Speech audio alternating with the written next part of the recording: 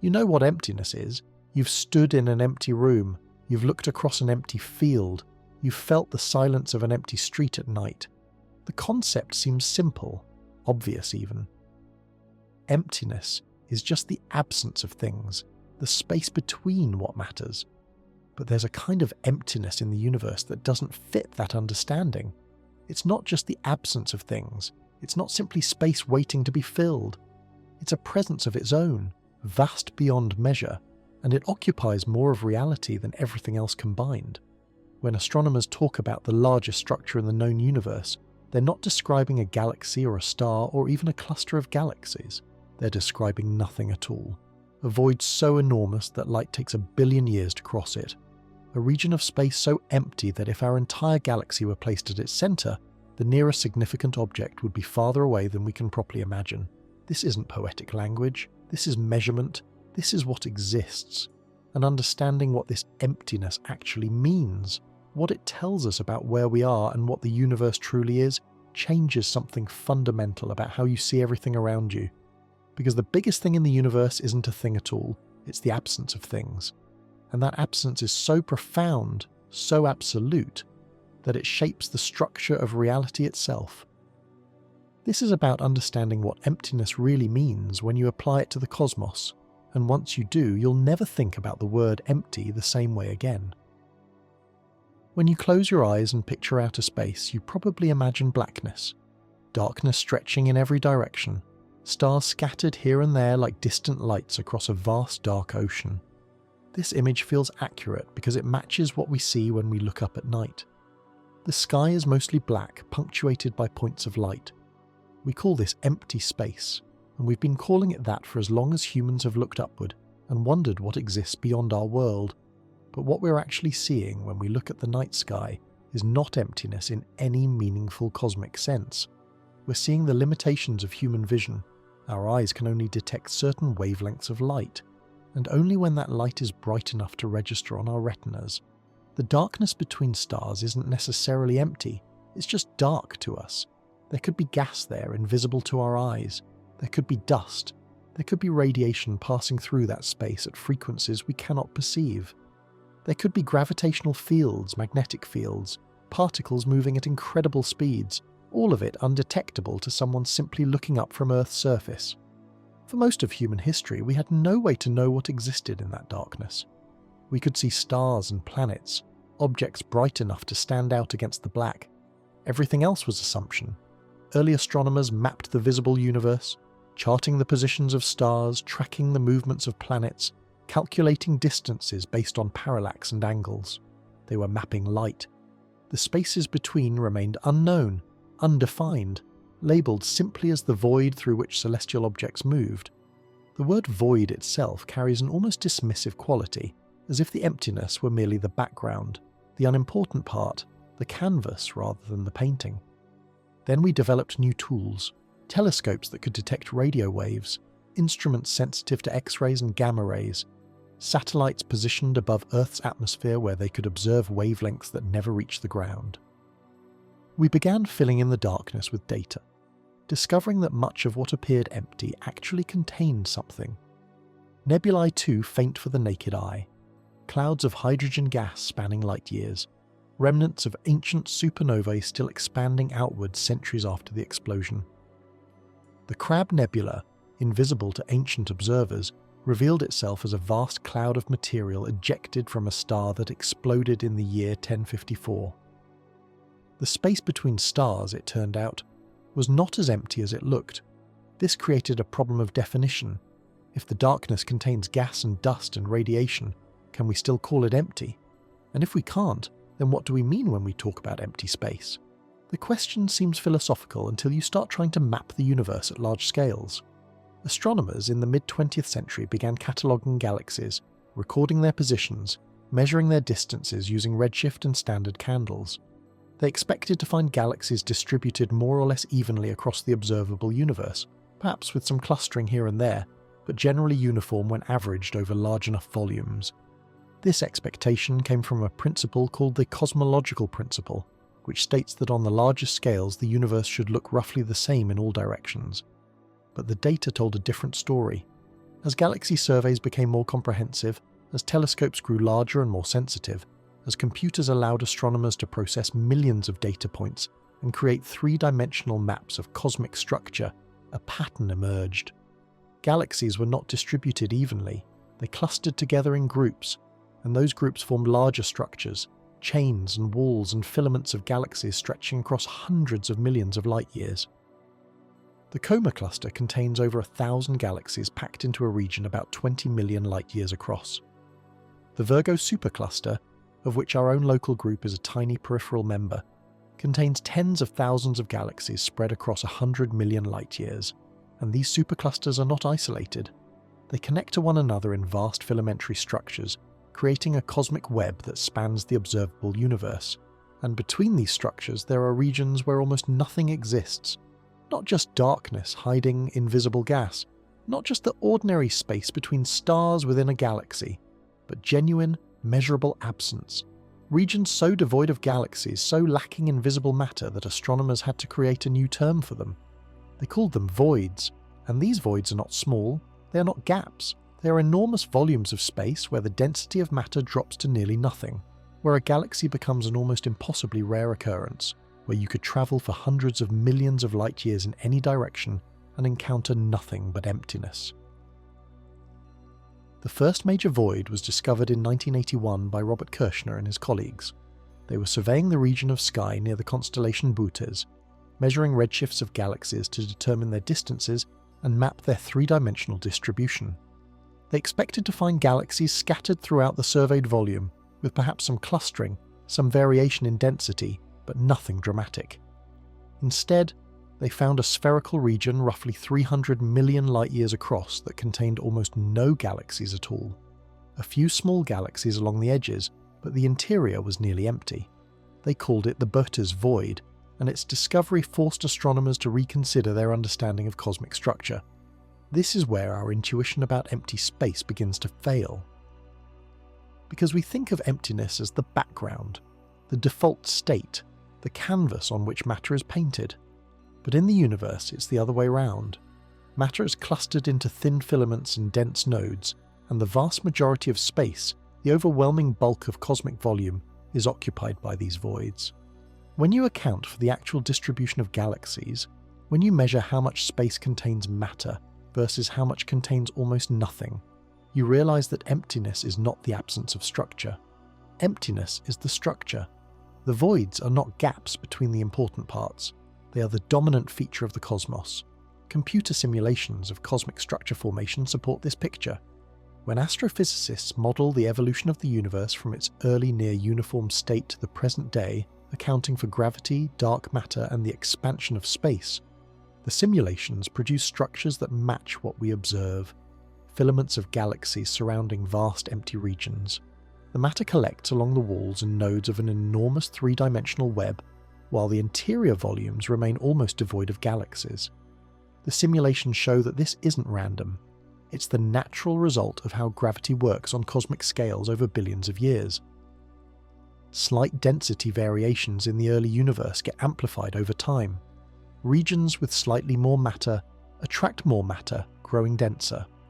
Regions with slightly less matter lose what little they have to neighbouring denser regions, becoming progressively emptier. The voids grow as the universe expands and as matter continues to flow out of them toward the denser filaments. And the largest of these voids, the one that represents the most extreme example of cosmic emptiness we have ever found, is not just big in the way a galaxy is big, or even in the way a supercluster of galaxies is big. It is big in a way that challenges the basic human ability to conceptualize scale. It is so large that it affects the observable universe itself, so empty that its existence creates detectable anomalies in the oldest light we can see, so vast that understanding its size requires abandoning every familiar reference point and accepting that the universe operates on scales that render human experience almost meaningless. But before we can grasp what this supervoid actually is, before we can understand what it means for something to be a billion light years across and almost perfectly empty, we need to understand how we even know it exists. Because you cannot see emptiness. You cannot point a telescope at nothing and expect to observe it directly. You cannot photograph absence. Finding the largest void in the universe required developing entirely new techniques for detecting what isn't there. It required learning to map the universe not by what we can see, but by what we cannot see. It required understanding that sometimes the most important features of reality are defined not by their presence, but by their profound and measurable lack of presence. Imagine trying to map a city at night by looking only at where the lights are. You would see streets illuminated by street lamps, windows glowing in apartment buildings, headlights moving along roads, the bright clusters of downtown areas and shopping centres. You could create a detailed map of where people live and work and travel. But what about the parks? What about the empty lots, the undeveloped land at the city's edge, the dark spaces between neighbourhoods? These places exist, but they reveal themselves only by the absence of light around them. You map them indirectly by noticing where the illumination stops, by measuring the gaps between the bright regions, by understanding that darkness in a city is not just random but structured, organised into specific zones where nothing has been built. This is essentially the challenge astronomers face when trying to map cosmic voids. Galaxies emit light. We can see them, photograph them, measure their distances and velocities, but voids emit nothing. They are not dark in the sense of being obscured or hidden. They are dark because there is almost nothing there to emit light in the first place. You cannot take a picture of a void the way you take a picture of a galaxy. You cannot point your telescope at a patch of sky and say, "There it is, the emptiness."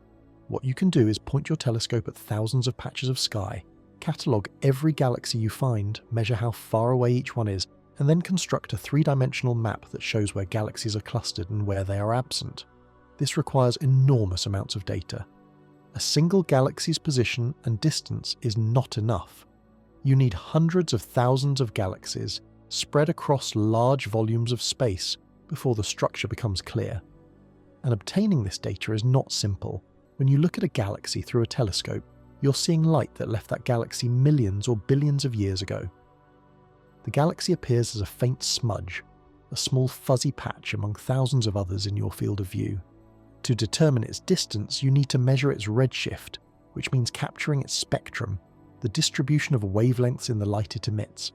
This requires time, careful calibration, sophisticated instruments. For decades, obtaining the spectrum of a single distant galaxy was a significant undertaking. Building a catalogue of hundreds of thousands of galaxies seemed almost impossibly ambitious. But in the 1980s and 1990s, new technologies made large-scale galaxy surveys feasible. Digital detectors replaced photographic plates, allowing astronomers to capture data more efficiently and process it with computers.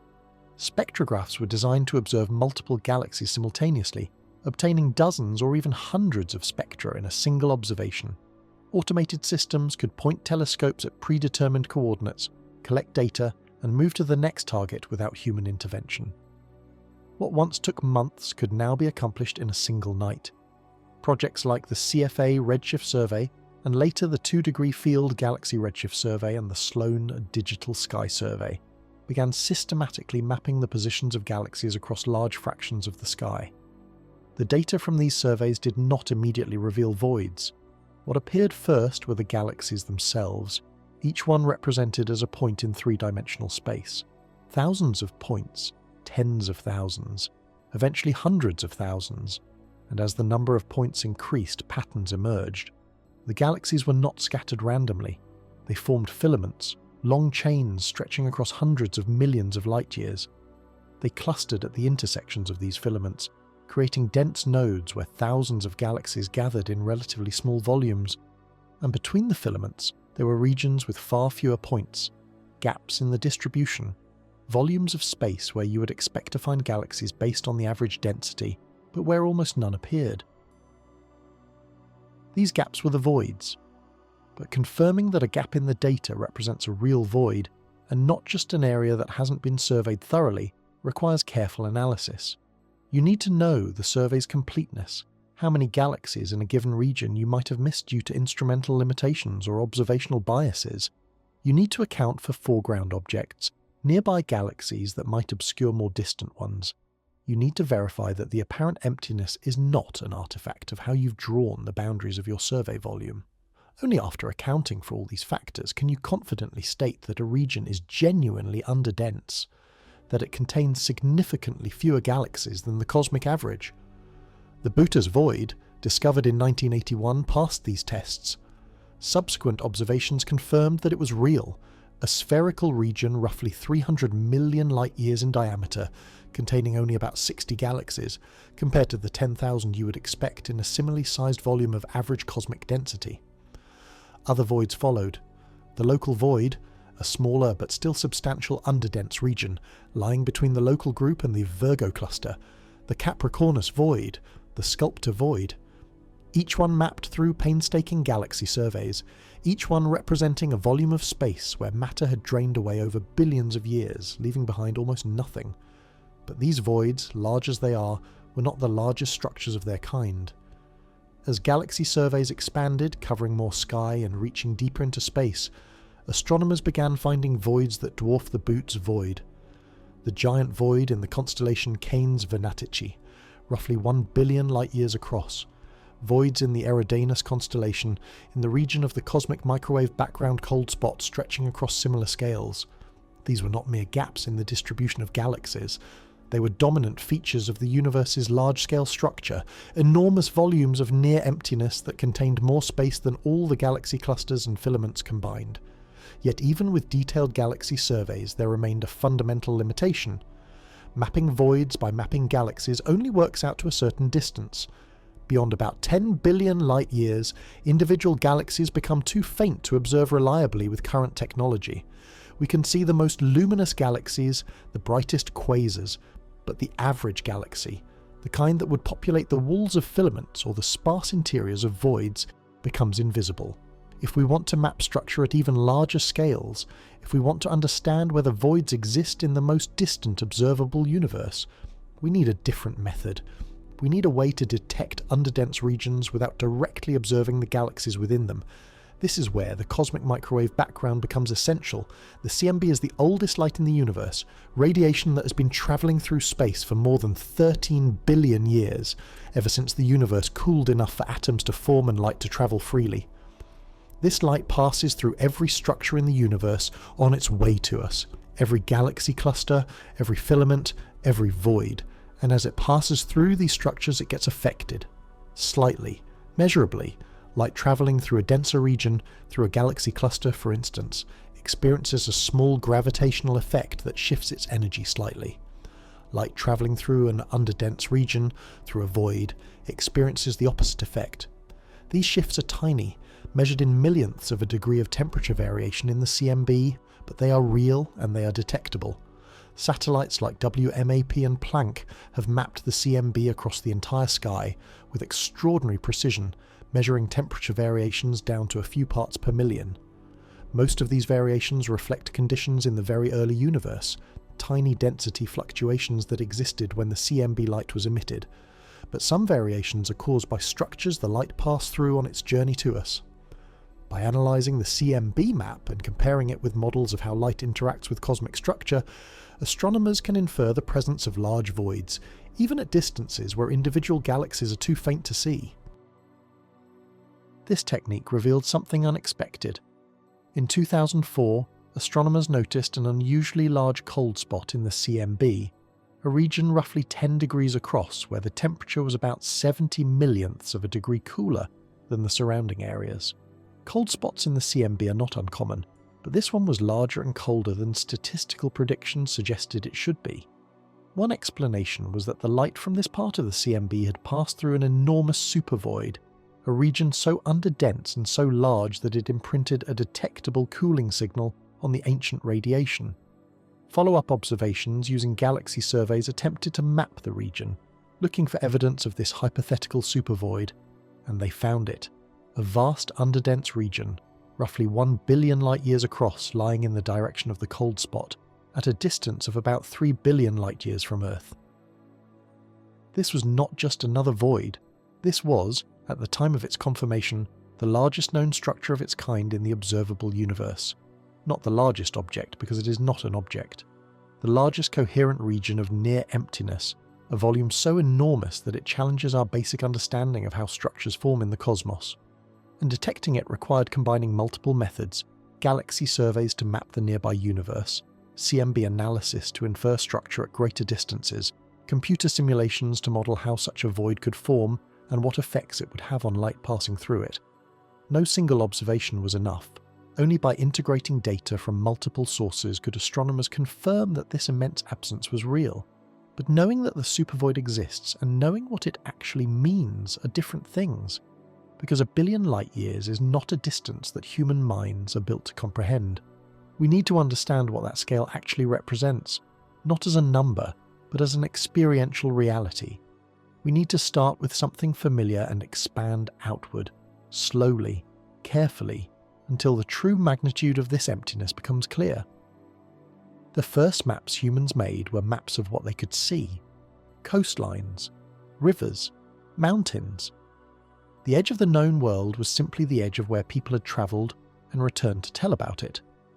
Blank spaces on maps didn't necessarily mean nothing was there. They meant no one had looked yet, or no one had survived the journey to report what they found.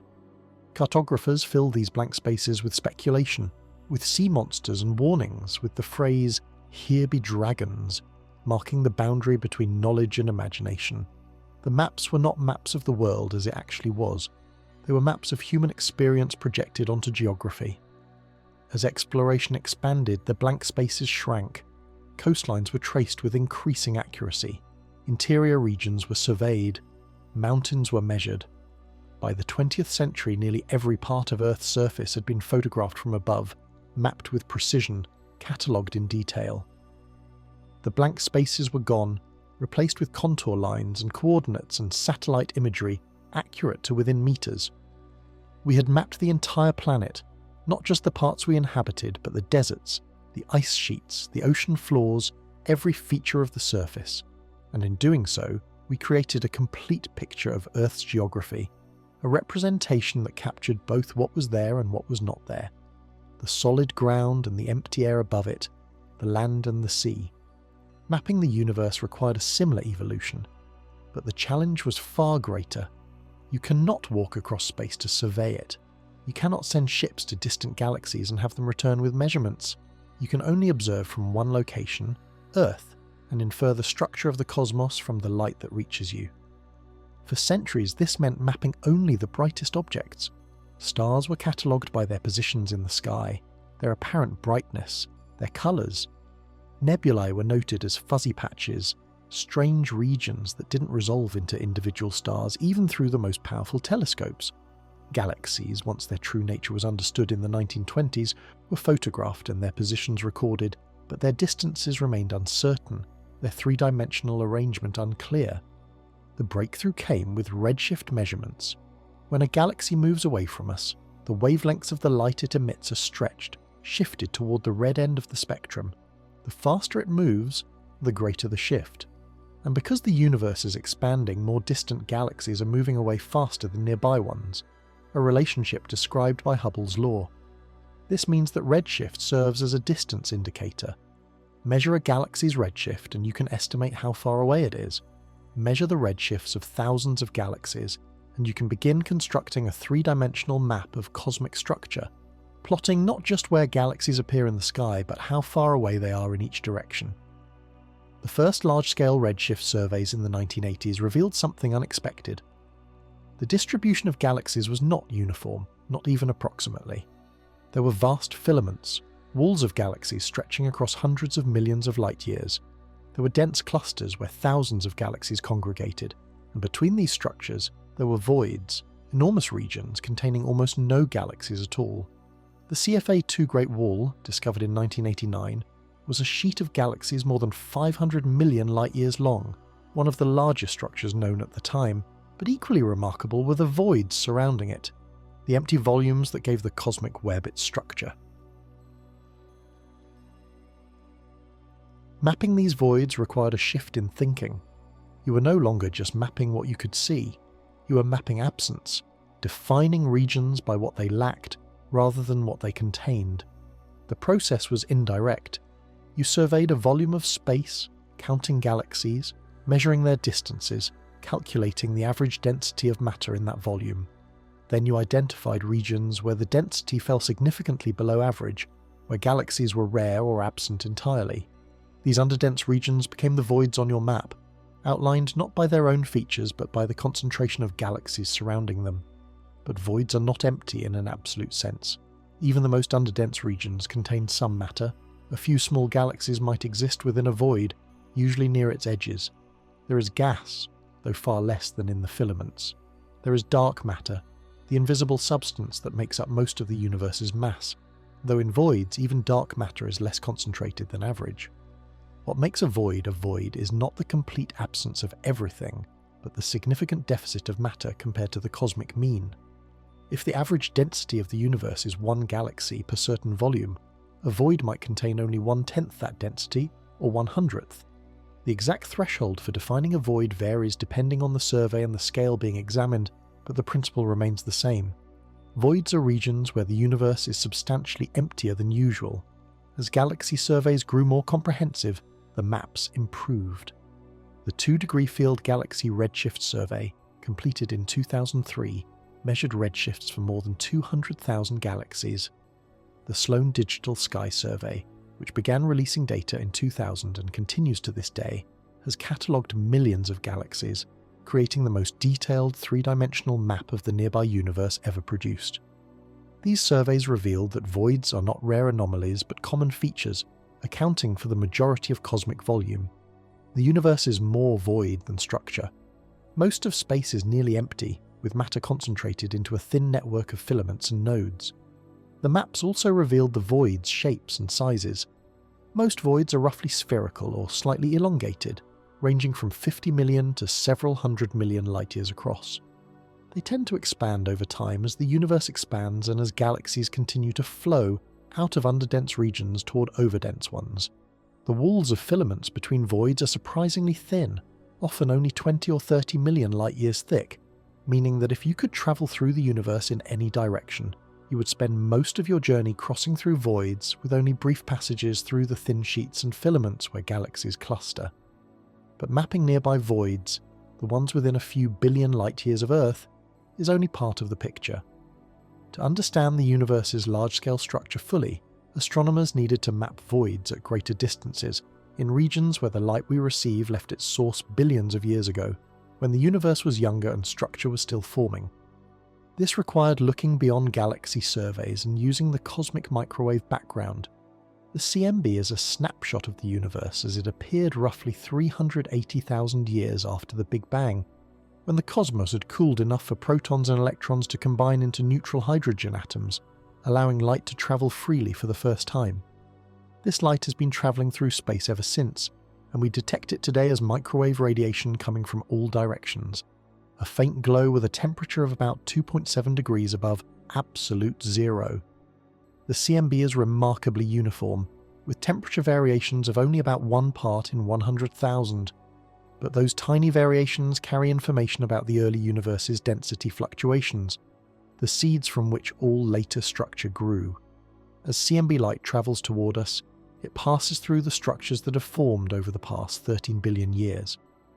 When it passes through a galaxy cluster, a region of higher than average density, the light's energy is slightly increased by the gravitational potential. When it passes through a void, a region of lower than average density, the light's energy is slightly decreased. These effects are extremely small, but they are measurable. The integrated Sachs-Wolf effect, as it's called, creates temperature variations in the CMB that correlate with the large-scale structure the light has traversed. By mapping these variations and comparing them with models of cosmic structure, astronomers can infer the presence of voids even at distances where individual galaxies are too faint to observe. This technique was used to investigate the CMB cold spot, a region of the microwave sky that appeared unusually cool compared to its surroundings. Discovered in the WMAP satellite data and confirmed by the Planck satellite, the cold spot is roughly 10 degrees across and about 70 millionths of a degree cooler than expected. Several explanations were proposed, including statistical fluctuations or exotic physics in the early universe, but one plausible explanation was that the cold spot was caused by a supervoid, an extraordinarily large underdense region lying between us and the surface of last scattering, where the CMB originates. Galaxy surveys were conducted to search for this supervoid. Astronomers targeted the region of sky corresponding to the cold spot. measuring redshifts for thousands of galaxies to map the three-dimensional structure along that line of sight. And they found evidence of a void. Not a single discrete void, but a series of underdense regions aligned along the direction of the cold spot, together forming a supervoid structure roughly 1 billion light-years across, centered at a distance of about 3 billion light-years from Earth. This structure, sometimes called the Eridanus supervoid, is one of the largest known voids in the observable universe. But even this may not be the largest. Other surveys have found comparable structures, the giant void in Canes Venatici, enormous underdense regions in other parts of the sky. Each discovery pushes the limits of what we thought possible, revealing that the universe's structure extends to scales that challenge theoretical models. According to standard cosmology, structures larger than about 1 billion light-years should be rare, their formation requiring specific conditions and vast amounts of time. Yet we observe them, we map them, we confirm their existence through multiple independent methods. Mapping these structures is an ongoing process. New surveys are planned or underway, using more powerful telescopes, more sensitive instruments, more sophisticated analysis techniques. The Dark Energy Survey, the Euclid Satellite, the Vera Rubin Observatory, all are designed to map the universe in greater detail, to extend our three-dimensional maps to greater distances and fainter galaxies, to reveal the full extent of cosmic structure including the voids that occupy most of its volume. Each new map adds detail, refines boundaries, discovers new features, and with each improvement, the picture becomes clearer. The universe is not a uniform expanse dotted with galaxies. It is a web of matter surrounding vast emptinesses, a structure dominated not by what is present, but by what is absent. Before we can understand what 1 billion light-years of emptiness actually means, we need to start with distances we know, distances we've walked, distances we can feel in our bodies, measure with our time, comprehend through direct experience. This is the only way to build intuition about scale. You cannot leap directly from everyday life to cosmic voids. The jump is too great. Human minds are not built to grasp such magnitudes without a bridge, without stepping stones that connect the familiar to the incomprehensible. Consider a simple walk. You leave your house and walk down the street. Maybe you're going to a store a few blocks away, or to a park, or just walking for the sake of moving. You cover a mile in about 20 minutes at a comfortable pace. The distance feels manageable, almost trivial. You know this route. You've walked it dozens or hundreds of times. The buildings are familiar. The turns are automatic. A mile is nothing. It's the distance you might walk without even thinking about it. A brief trip that barely registers as effort. Now extend that walk. Instead of 1 mile, imagine walking 10 miles. This is no longer trivial. It takes 3 or 4 hours depending on your pace and the terrain. You start to feel it in your legs, in your feet. You need water, you might need to rest. 10 miles is a journey, something you plan for, something that requires intention and endurance. But it's still comprehensible. People walk 10 miles regularly.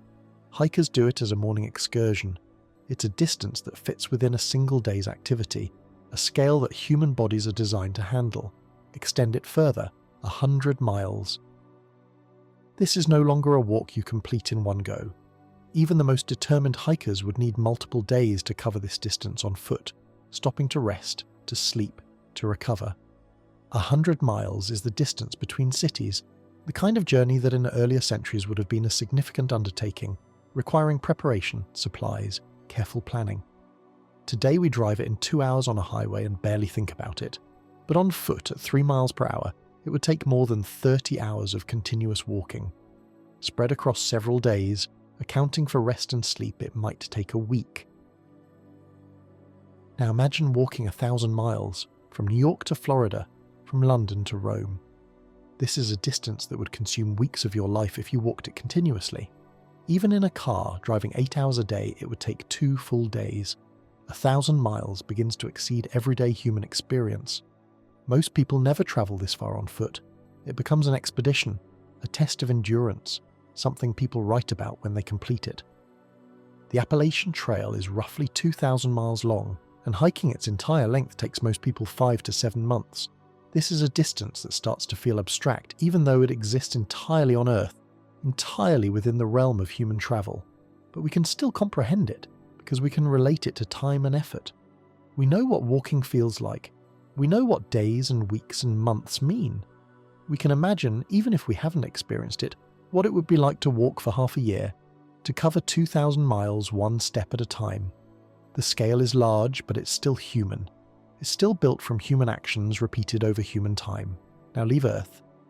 The distance from Earth to the Moon is about 240,000 miles. If you could walk to the Moon at 3 miles per hour, never stopping, never sleeping, it would take you roughly 9 years to get there. 9 years of continuous walking through empty space. Of course you cannot walk through space, but the comparison gives us a way to measure the distance against something we understand. 9 years is a significant portion of a human lifetime. It's long enough for a child to grow into adolescence, long enough for major life changes, career shifts, the dissolution and formation of relationships. The Moon, which looks so close in the night sky, is actually separated from us by a distance that would consume nearly a decade of non-stop walking. The Sun is much farther, 93 million miles away. At 3 miles per hour, walking to the Sun would take you roughly 3,500 years, longer than all of recorded human history. You would need more than 100 human lifetimes strung end to end to walk that distance. The entire span of human civilization, from the first cities in Mesopotamia to the present day, would barely cover the journey. This is where the walking metaphor begins to lose its usefulness, because we cannot relate to 3,000 years of continuous action. It exceeds not just individual experience but collective human memory, so we shift to a different frame of reference. Instead of walking, consider light. Light travels at roughly 186,000 miles per second. In 1 second, light covers a distance you would need 2 years to walk. In 8 minutes and 20 seconds, light travels from the Sun to Earth.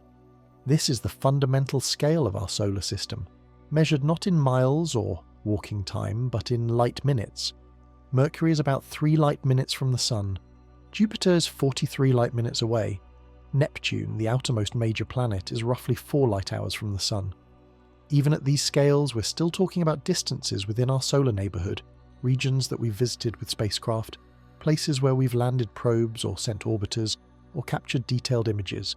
Voyager 1, the most distant human-made object, launched in 1977 and is now more than 14 billion miles from Earth, roughly 21 light hours away. It has been travelling for nearly 50 years and has barely left the solar system. The heliopause, the boundary where the Sun's influence gives way to interstellar space, lies roughly 1 light day from the Sun. This is the edge of our immediate cosmic neighbourhood, and it takes decades for our fastest spacecraft to reach it. But the solar system itself, if you include the Oort cloud, the vast spherical shell of icy objects surrounding the Sun at enormous distances, extends to roughly 1 light year. A light year is the distance light travels in 1 year, about 6 trillion miles. This is so far beyond human walking scales that the comparison becomes meaningless. At 3 miles per hour, it would take you 64 million years to walk 1 light year, and the solar system is 1 light year across. This entire structure, the Sun and all its planets and moons and asteroids and comets, and the vast cloud of debris at its outer edge, occupies a sphere 1 light year in radius. And this is just our solar system. To reach the nearest star, Proxima Centauri, you would need to travel 4.2 light years. The nearest stellar neighbour to the Sun is separated from us by more than 4 times the diameter of our solar system's outermost boundary. Light from Proxima Centauri takes 4 years and 3 months to reach us, meaning when we look at that star, we're seeing it as it was more than 4 years ago. And this is the closest star. Most stars we can see in the night sky are tens or hundreds of light years away. This is where human scale ends. We can walk a mile and feel it. We can imagine walking 100 miles, even 1,000. We can stretch our understanding to encompass the Moon, maybe even Mars. But once we move beyond the solar system, once we start measuring distances in light years, we lose the ability to relate those distances to lived experience. They become numbers, abstractions. We can perform calculations with them, compare them mathematically, but we cannot feel them the way we feel the difference between a mile and 10 miles. And yet we must continue expanding outward, because the supervoid, the largest empty region in the universe, is not measured in light years but in billions of light years. To understand what that means, we need to keep going step by step. building the bridge between human experience and cosmic scale, even as the bridge becomes increasingly abstract, increasingly detached from anything we can directly comprehend. We need to measure the distances between stars, between galaxies, between clusters of galaxies, until we finally reach the scale where voids exist. And only then will the true magnitude of cosmic emptiness begin to reveal itself. The space between planets feels empty when you look at diagrams of the solar system, but those diagrams lie. Not intentionally, but necessarily.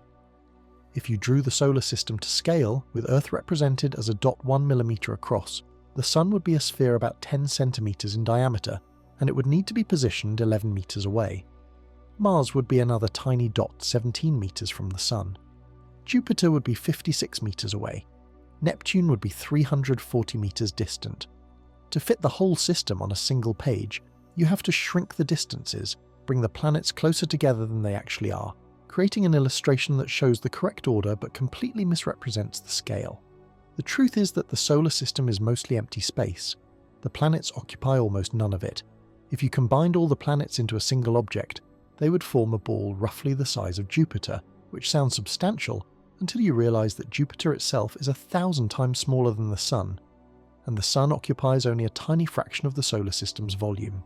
The rest is vacuum or near vacuum, not absolute emptiness, because there are traces of gas, particles from the solar wind, cosmic rays passing through, dust grains scattered along planetary orbits, but the density is so low that for practical purposes interplanetary space is empty. When spacecraft travel between planets, they coast through this emptiness for months or years. The journey from Earth to Mars, when the two planets are relatively close, takes about 7 months with current propulsion technology. The spacecraft travels tens of millions of miles through near vacuum, occasionally making small course corrections, but mostly just drifting along its trajectory. There's nothing to see for most of the journey, no landmarks, no reference points, just the slow change in the apparent size and position of the Sun and planets. Astronauts on such a journey would spend the better part of a year crossing empty space, waiting for the destination to grow from a distant point of light into a visible world. The Voyager missions, launched in 1977 to study the outer planets, spent years crossing the gaps between worlds. Voyager 2 took 2 years to travel from Earth to Jupiter, then another 2 years from Jupiter to Saturn, then 4 years from Saturn to Uranus, then 3 more years from Uranus to Neptune. Each leg of the journey was longer than the last because the planets are spaced farther apart as you move outward from the Sun, and after Neptune there was nothing but more empty space. Voyager 2 is still travelling outward, still crossing the void beyond the planets, and will continue doing so for tens of thousands of years before it comes anywhere close to another star. This emptiness between planets is not a void in the cosmic sense. It's just the normal spacing of objects in orbit around a star, determined by the physics of planetary formation and gravitational dynamics. But it's worth acknowledging because it establishes a pattern that repeats at every scale. Objects in the universe are not packed together. They are separated by vast distances relative to their own size. The Earth is about 8,000 miles in diameter. The Moon is about 240,000 miles away, roughly 30 times the Earth's diameter. The Sun is 93 million miles away, nearly 12,000 times the Earth's diameter. Each step outward increases the ratio of empty space to matter. This pattern holds when you move to the scale of stars. The Sun is about 865,000 miles in diameter. Proxima Centauri, the nearest star, is about 4.2 light-years away, which translates to roughly 25 trillion miles. The ratio of the distance between stars to the size of the stars themselves is enormous. If the Sun were the size of a grain of sand, Proxima Centauri would be another grain of sand about 4 miles away. The galaxy is full of stars, roughly 200 billion of them, but they are so widely spaced that the volume they actually occupy is negligible compared to the volume of empty space surrounding them. You could fit trillions of Earths in the space between here and Proxima Centauri without them ever touching. You could fit millions of suns. The emptiness is not a thin gap between closely packed objects. It is the dominant feature. Matter is rare. Objects are exceptions. Most of the volume at every scale is nothing. And yet even this interstellar space is not truly empty. There is gas between the stars, mostly hydrogen, with trace amounts of helium and heavier elements. The density is extremely low, typically around 1 atom per cubic centimetre, in the general interstellar medium, and even lower in some regions. For comparison, the air you're breathing contains about 10 to the 19th power atoms per cubic centimetre. The interstellar medium is less dense than the best vacuum we can create in laboratories on Earth, but it's not zero. There is matter there, just very little of it. There is also dust, tiny solid grains composed of carbon, silicon, ice, and other materials. These grains are microscopic, typically less than a micrometer across, but they exist in sufficient quantities to absorb and scatter light from distant stars, creating the dark patches and lanes you see in images of the Milky Way.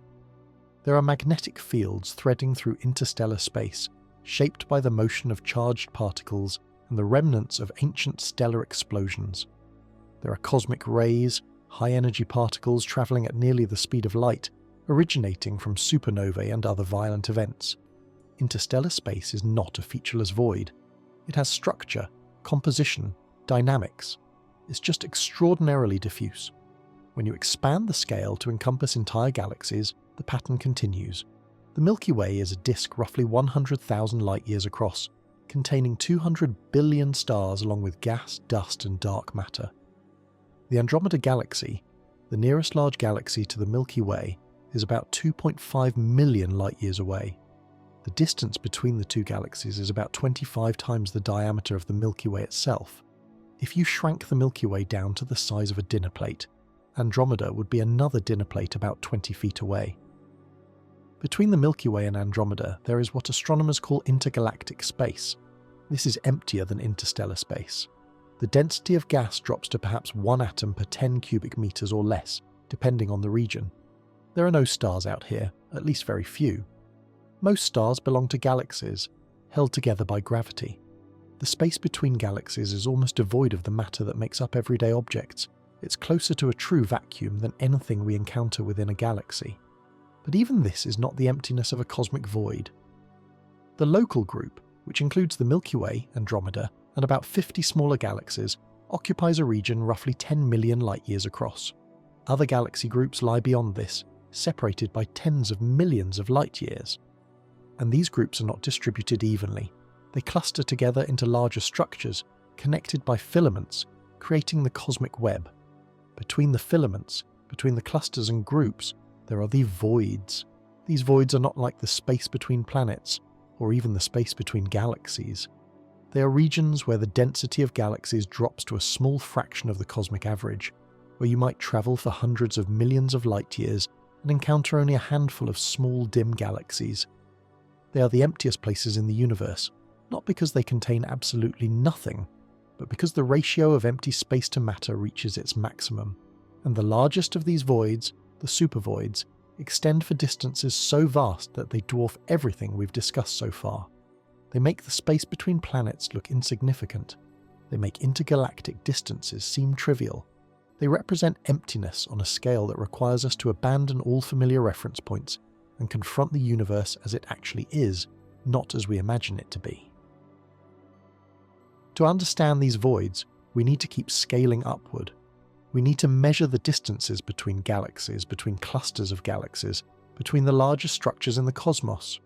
We need to see how the universe organizes itself at the grandest scales, and where in that organization the supervoids fit. Only then can we begin to grasp what it means for a region of space to be 1 billion light-years across and almost entirely empty. When you look up at the night sky, the stars appear as points of light, scattered across a dark background, some brighter than others, some arranged in familiar patterns we've called constellations for thousands of years. They look close together, separated by small angular distances, as if they exist on a single celestial sphere surrounding Earth. This is an illusion created by perspective.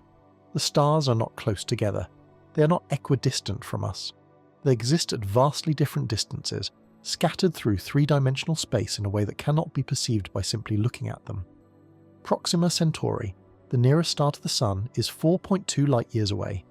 Light from that star, travelling at 186,000 miles per second, takes 4 years and 3 months to reach Earth. When you see Proxima Centauri in a telescope, you are seeing it as it was 4 years ago. The light that enters your eye left that star before the last presidential election, before the pandemic changed the world, before events that feel recent in human memory. This is the closest star, and already we're looking back in time. Already we're separated by a gulf so large that simultaneity becomes meaningless. There is no now that connects us to Proxima Centauri. By the time we see what is happening there, it has already happened years ago. Alpha Centauri, a binary star system that includes Proxima Centauri as a distant companion, is also about 4.3 light-years away. Sirius, the brightest star in Earth's night sky, is 8.6 light-years distant. Vega, prominent in the summer sky, is 25 light-years away. Arcturus is 37 light-years away. These are the nearest bright stars, the ones that dominate our view of the night sky, and already they are separated from us by decades of light travel time. When you look at Arcturus, you are seeing light that left that star before you were born, assuming you are younger than 37. You are seeing the past. The star you observe may no longer look the way you see it. It may have changed brightness, changed position slightly, even died, and you would not know for years. The stars in Orion, one of the most recognizable constellations, range in distance from about 250 light-years for Bellatrix to nearly 1,500 light-years for some of the stars in Orion's sword. Betelgeuse, the red supergiant marking Orion's shoulder, is approximately 720 light-years away. Rigel, the blue supergiant marking the opposite corner, is about 860 light-years distant. These two stars appear close together in the sky, separated by only about 19 degrees of angular distance, but in three-dimensional space they are separated by hundreds of light-years. They have no physical connection to one another, they simply happen to lie in roughly the same direction as viewed from Earth. This is true for every constellation. The Big Dipper looks like a coherent pattern, 7 stars forming a recognizable shape, but those stars are at wildly different distances. Alkaid, at the end of the handle, is 104 light-years away. Dubhe, one of the stars forming the bowl, is 124 light-years away. Mizar, the middle star in the handle, is 83 light-years distant. They are not a group. They are not gravitationally bound. They are unrelated stars scattered across dozens of light-years of space that happen to create a pattern when viewed from our specific location in the galaxy. If you travelled to another star system and looked back toward Earth, the constellations would look completely different. The familiar patterns would dissolve. New patterns would emerge. The sky itself would be unrecognizable because the three-dimensional arrangement of stars only creates the constellations we know when viewed from Earth's particular position. Move a few light-years in any direction and the geometry changes. The stars that appeared close together separate. The stars that appeared far apart overlap. The entire sky rearranges itself. This tells us something fundamental about stellar distances. Stars are separated from one another by light-years, often dozens or hundreds of light-years, even when they appear to be neighbours in the sky. The average distance between stars in the Sun's neighbourhood is about 5 light-years. That's the typical spacing, the amount of empty space you would cross if you travelled from one star to the next.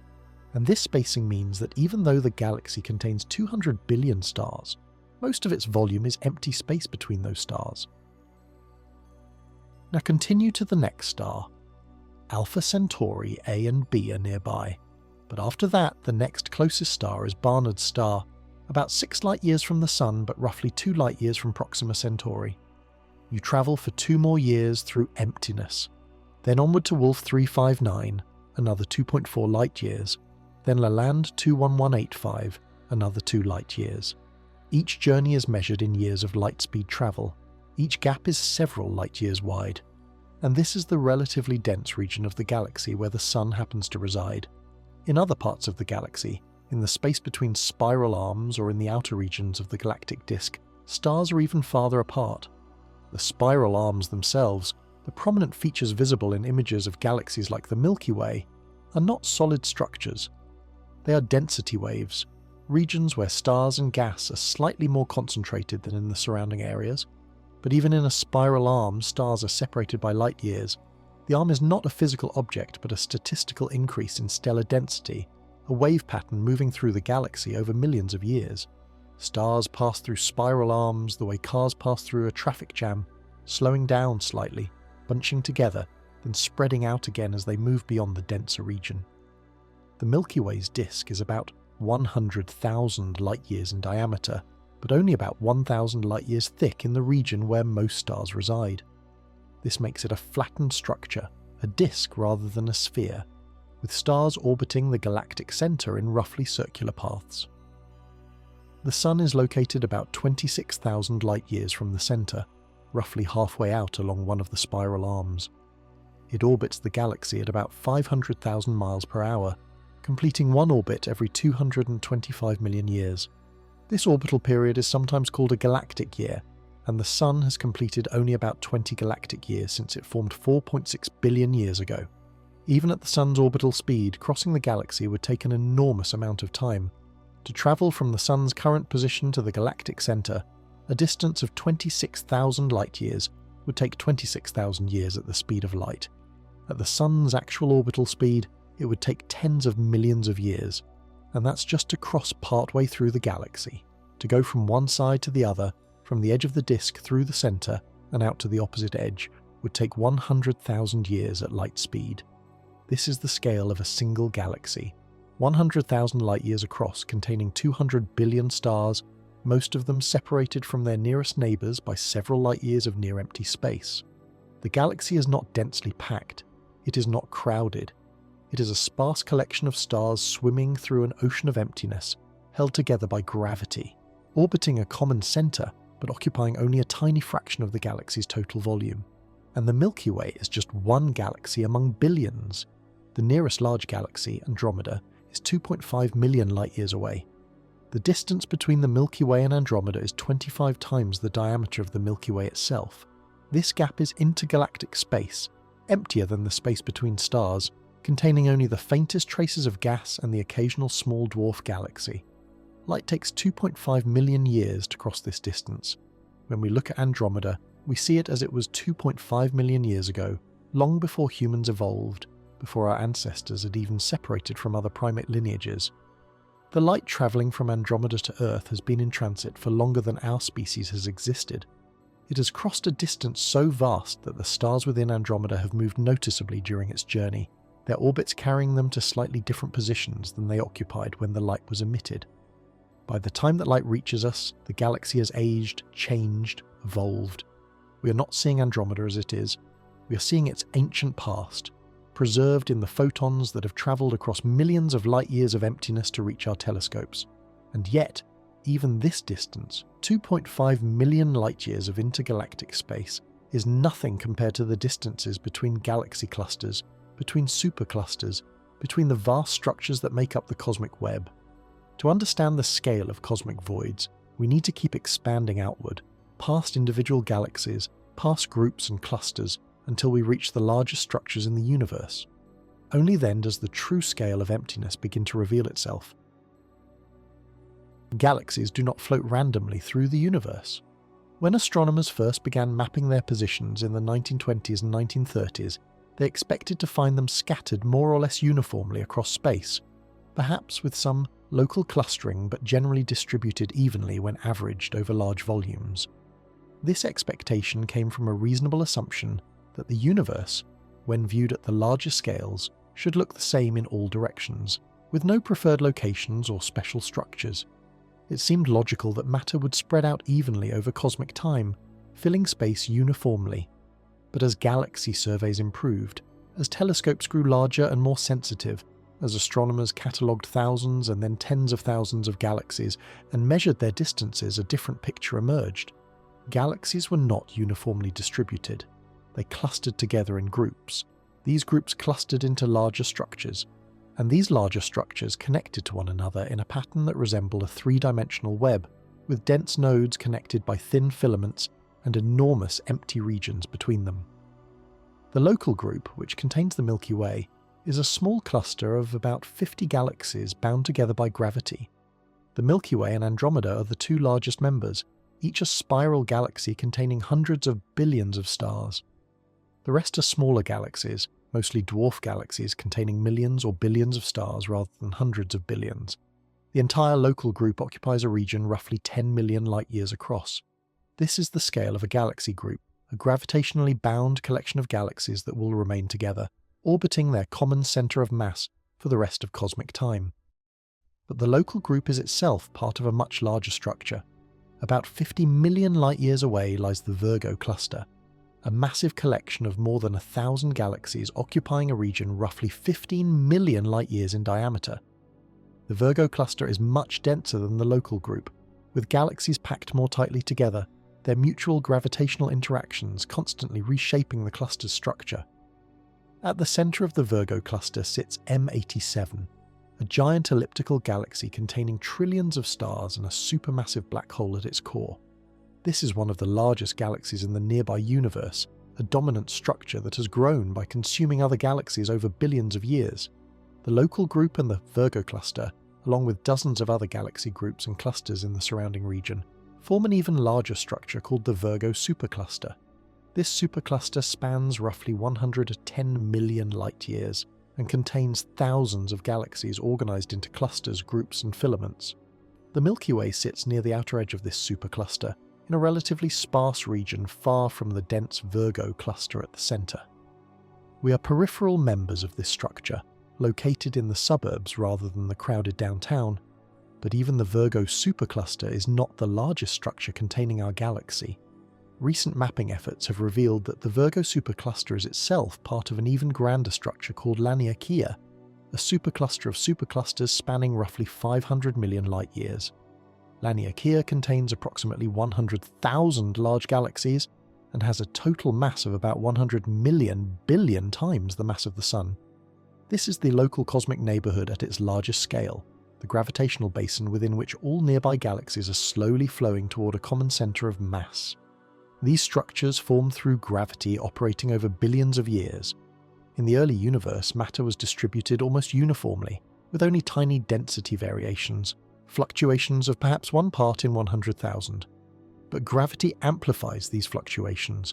Regions that were slightly denser than average attracted more matter, growing denser still. Regions that were slightly less dense than average lost matter to their denser neighbours, becoming progressively emptier.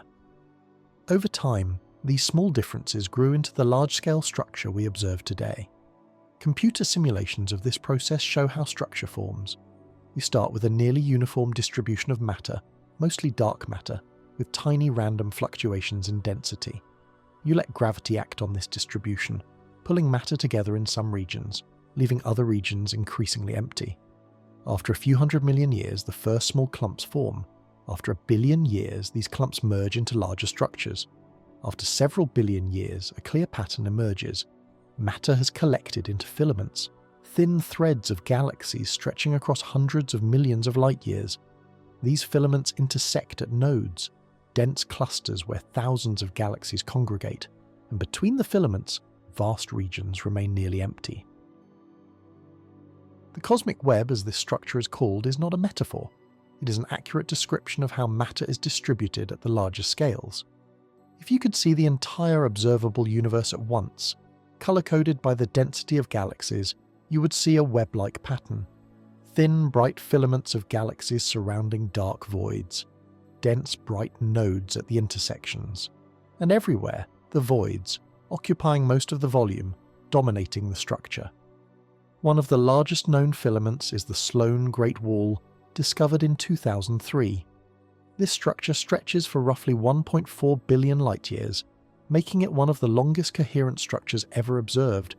It is not a solid object, but a connected chain of galaxy superclusters, a thin sheet or filament of galaxies that happens to be aligned in such a way that it appears as a single enormous structure when viewed from our position.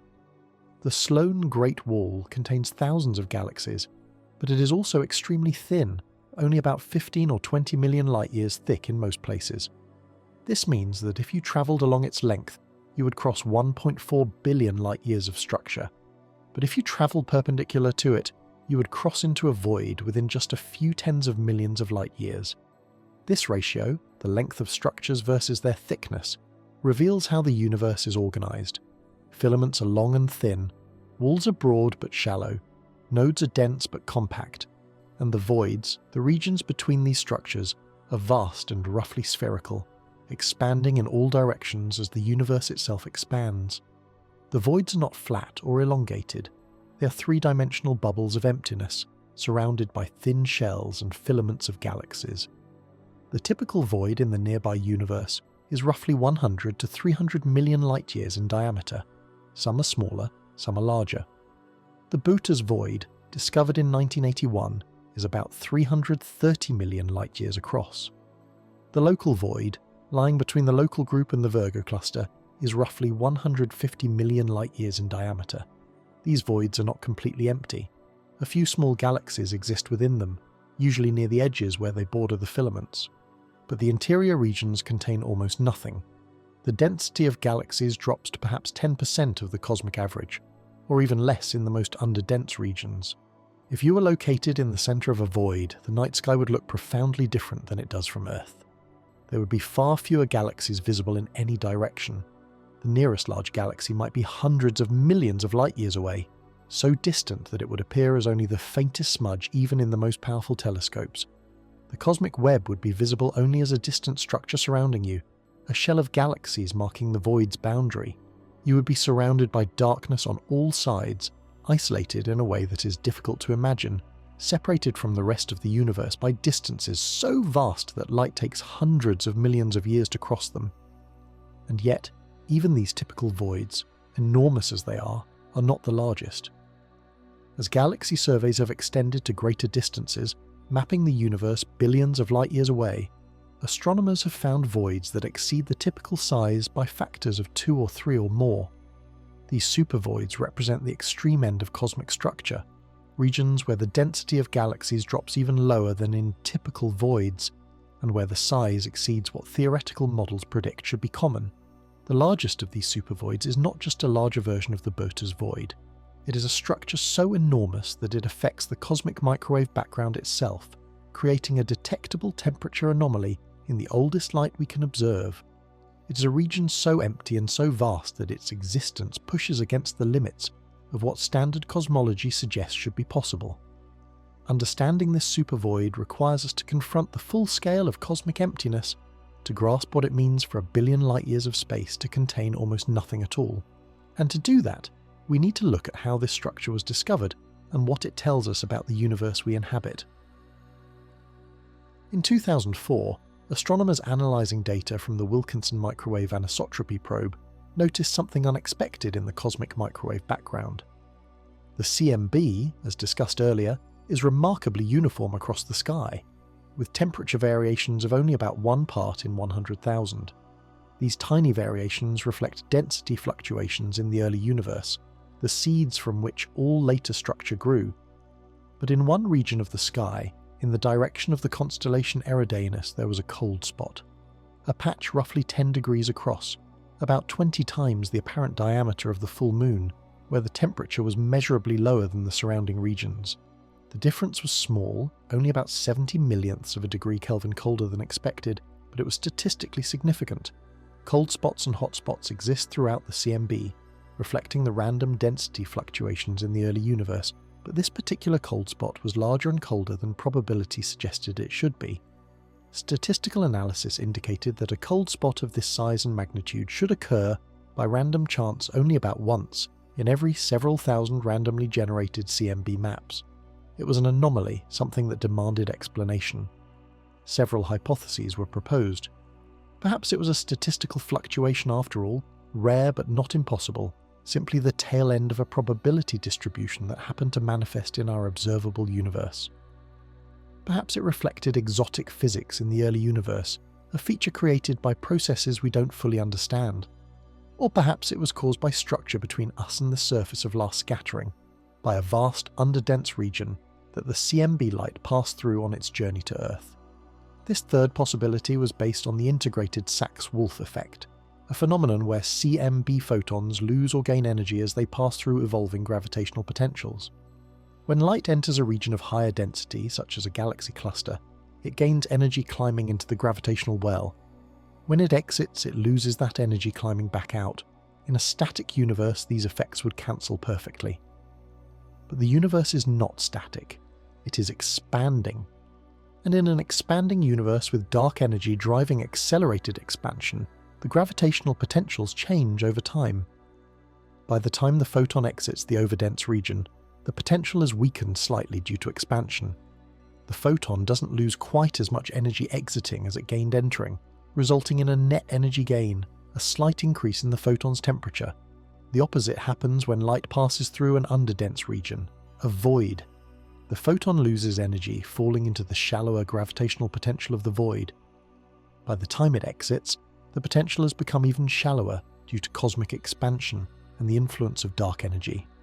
The photon doesn't regain quite as much energy exiting as it lost entering. The result is a net energy loss, a slight decrease in temperature. If a sufficiently large and deep void lies between us and the CMB, the light passing through it should appear slightly cooler than light that did not pass through such a structure. This provided a testable hypothesis. If the CMB cold spot was caused by a supervoid, then galaxy surveys should reveal an underdense region in the direction of the cold spot, at the right distance to produce the observed temperature deficit. Astronomers began targeting that region of the sky, measuring redshifts for thousands of galaxies, mapping the three-dimensional distribution of matter along the line of sight toward the cold spot. The results were published in 2015 by Istvan Sapudi and collaborators. They found evidence of a supervoid. Not a single discrete void, but a complex of underdense regions aligned along the direction of the cold spot, forming a supervoid structure roughly 1 billion light-years in diameter, centered at a distance of about 3 billion light-years from Earth.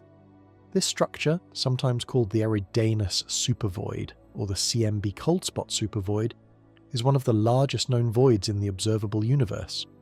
The data showed that within this region, the density of galaxies dropped to about 20% below the cosmic average.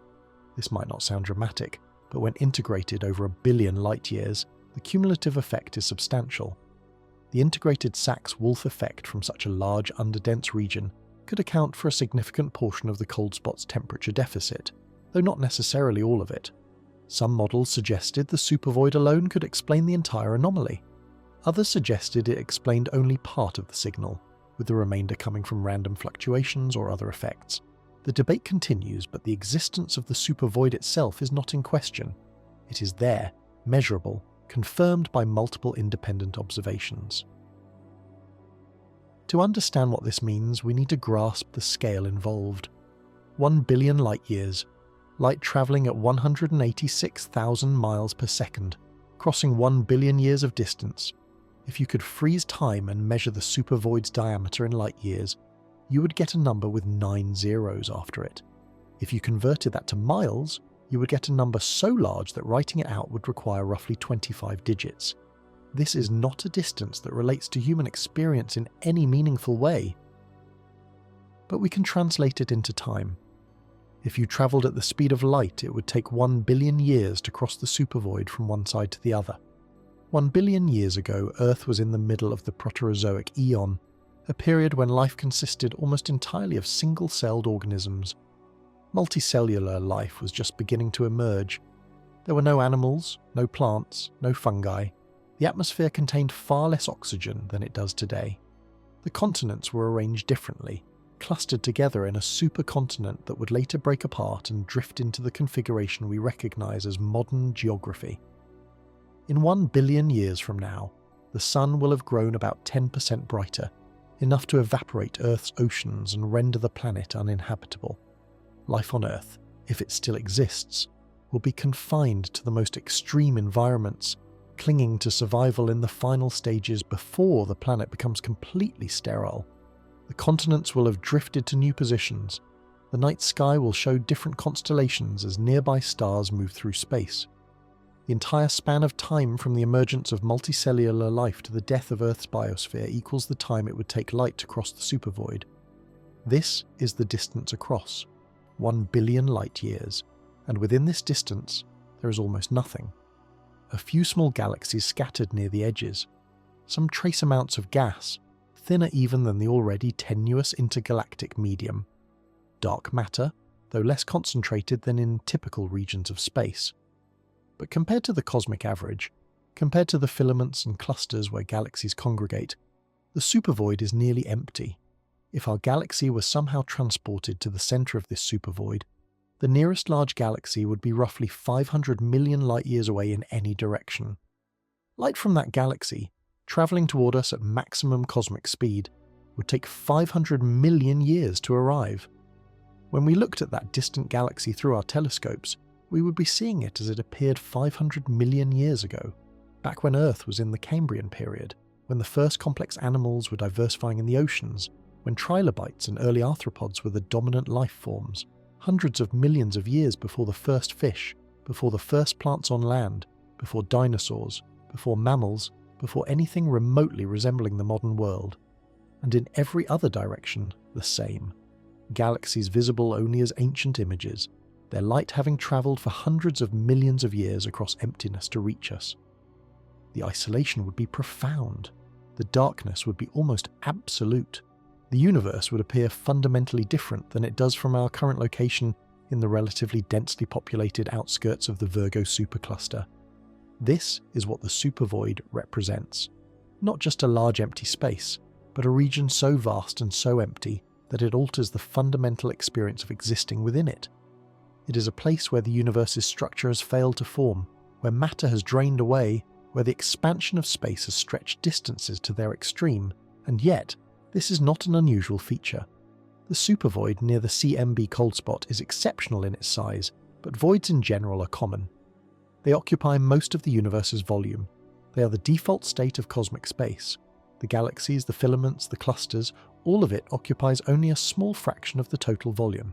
The rest is void. Understanding this changes how you think about the universe. The parts we focus on, the parts that seem important because they contain matter and energy and structure, are actually the exception. The rule is emptiness. The rule is vast distances with almost nothing in between.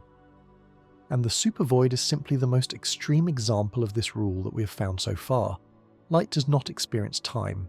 This is one of the strange consequences of special relativity.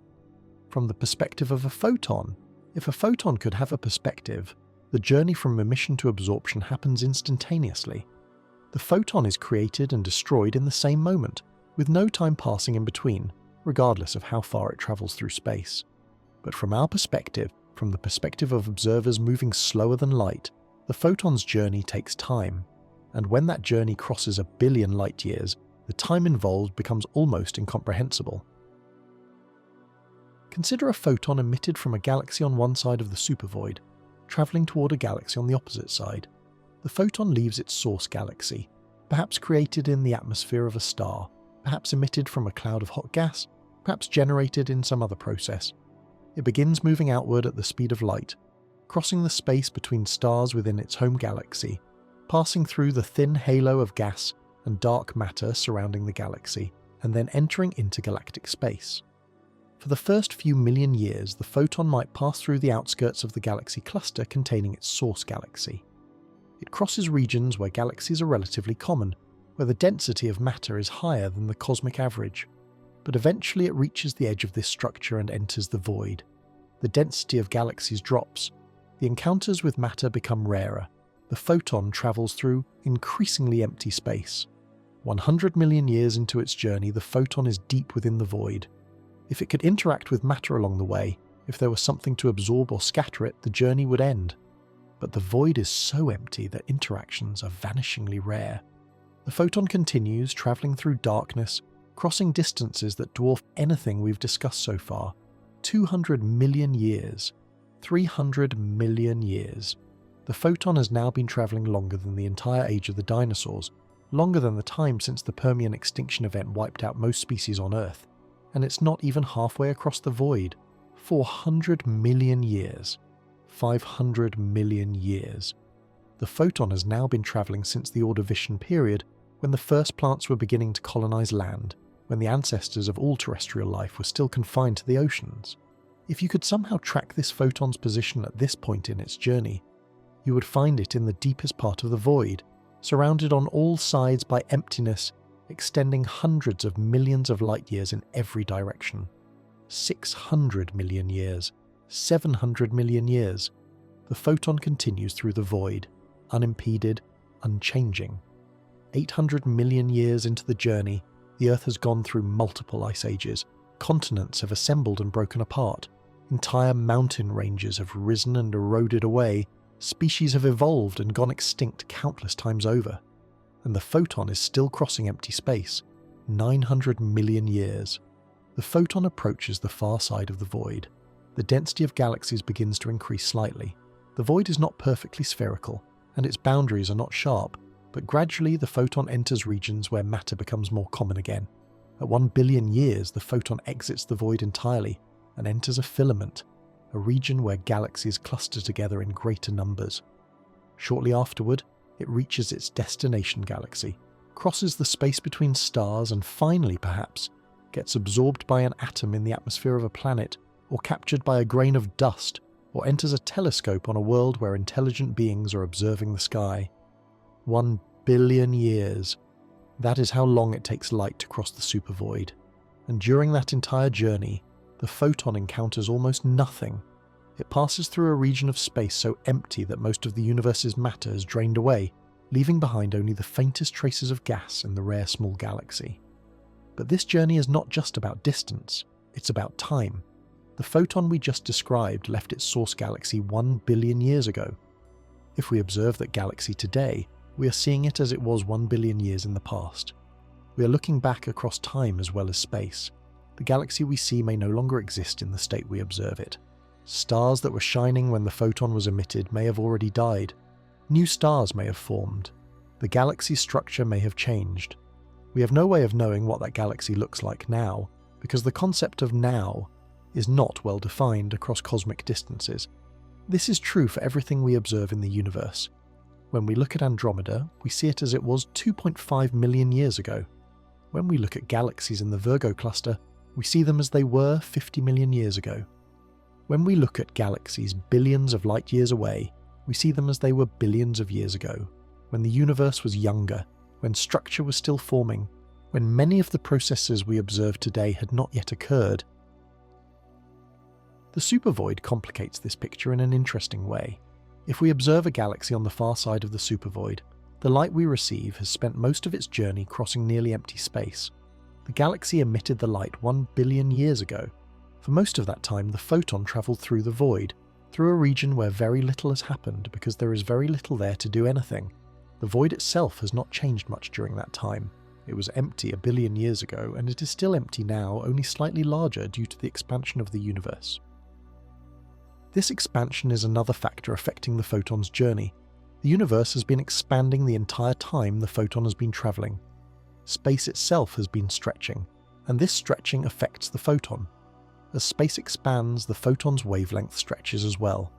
A photon emitted in the visible part of the spectrum might arrive shifted into the infrared. This is cosmological redshift, and it provides one of the primary ways we measure distances to faraway galaxies. The greater the redshift, the farther the galaxy, the longer the light has been travelling. For a photon crossing the supervoid, the redshift accumulates over the billion-year journey. By the time the photon reaches us, its wavelength has been stretched significantly. If we measure the spectrum of the source galaxy, we can determine its redshift and calculate its distance. And from that distance, we can infer that the light has been travelling for approximately 1 billion years, crossing the void during that entire span. But the expansion of space also means that the supervoid itself has been growing. 1 billion years ago, when the photon began its journey, the void was smaller. As space expanded, the void expanded with it, stretching in all directions. The photon was trying to cross a moving target, a distance that was increasing even as the photon travelled. This is true for all cosmic distances, but it becomes particularly noticeable when dealing with structures as large as the supervoid. The result is that the actual distance the photon crossed, measured in the expanding coordinate system of the universe, is greater than 1 billion light years. The comoving distance, the distance accounting for expansion, is larger. But from the photon's perspective, if it had one, none of this matters. The journey is instantaneous. From our perspective, the journey takes 1 billion years of time as measured by clocks in our reference frame. This temporal aspect of cosmic distances is crucial for understanding what the supervoid represents. It's not just a region of space that is empty, it's a region of space-time where very little has happened for an enormous duration. Light crossing the void experiences 1 billion years of cosmic history, during which almost nothing occurs around it. No stars form in the void, no galaxies collide, no supernovae explode. The void is not just empty in space, it is quiet in time. It is a vast volume of the universe where the story of matter and energy has mostly paused, where the usual drama of cosmic evolution has failed to unfold. And yet, the void is not entirely static. It grows as the universe expands. The few galaxies within it continue to evolve, though in isolation.